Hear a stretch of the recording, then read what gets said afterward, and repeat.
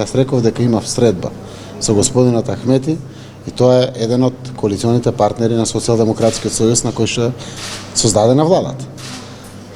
Ред е, како мандатор, да ги презентирам пред коалиционите партнери увидените слабости за одредени личности, функционери, кои што имам намера да бидат отстранети. Штом ќе ги донесам одлуките, ќе бидат јавно соопштени. Ред е да се соопшти оној што номинирал одреден кандидат за одредена позиција, извршува функцијата, да знае дека тој ќе биде тргнат.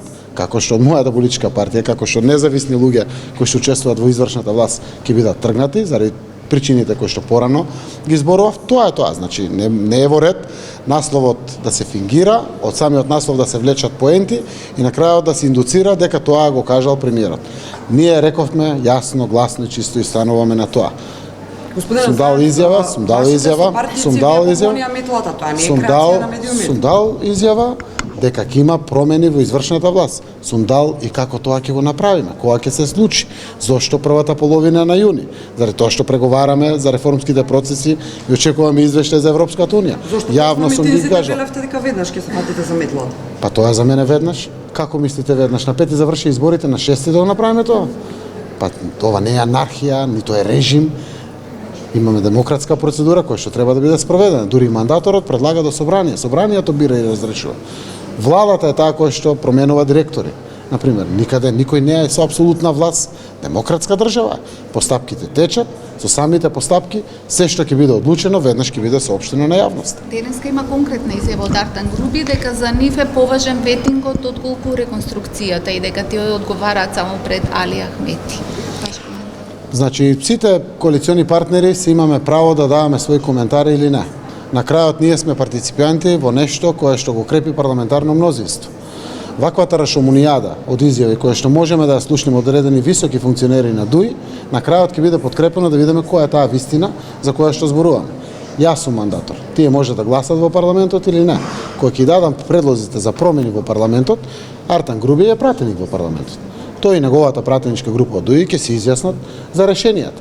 Затоа имав средба со лидерот на нивната политичка партија ДУИ, за да знаат навремено кои чекори ќе ги преземам, согласно тоа да си донесат одлуки, да се разговарат во партијата и слично.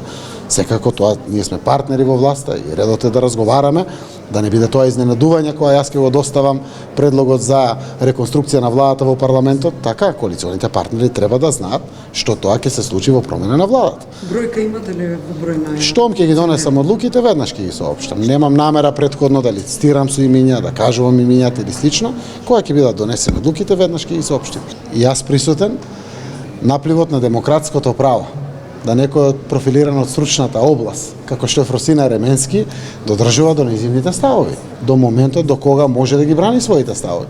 Поминаа цел ден, знам, пред неколку ден, пред 2 дена, на комисии, од 8:30 сабајле до вечерта, дебатирајќи на основа на аргументи. Тоа е демократија. На времето беше шефот ки собере сите, паѓа наредба, сите постројуваат и сите слушат.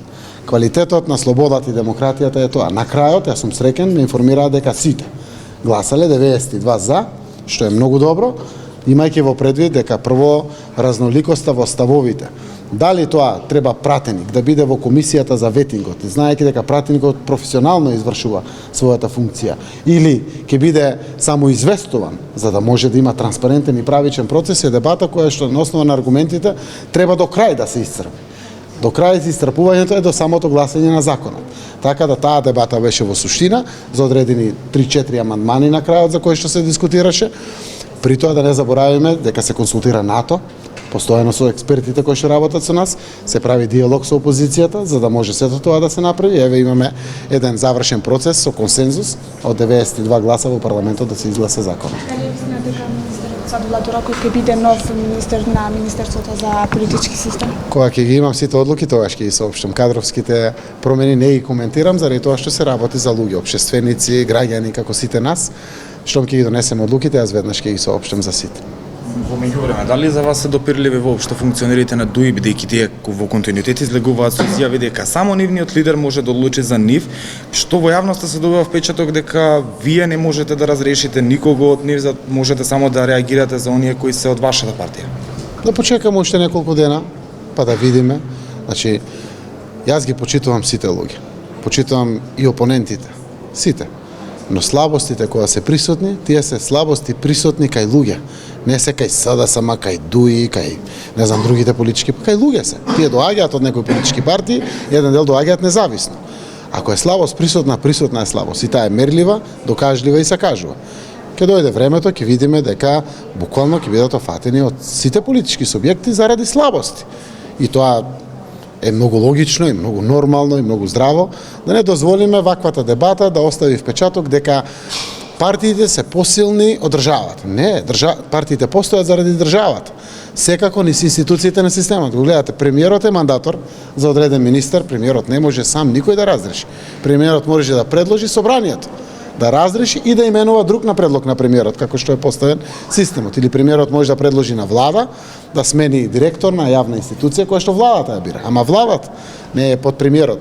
Дури и директорот што е на според новиот закон на Агенцијата за национална безбедност е на предлог на премиерот, владата го бира. И тоа е убавината на демократијата, колективните тела ги носат одлуките.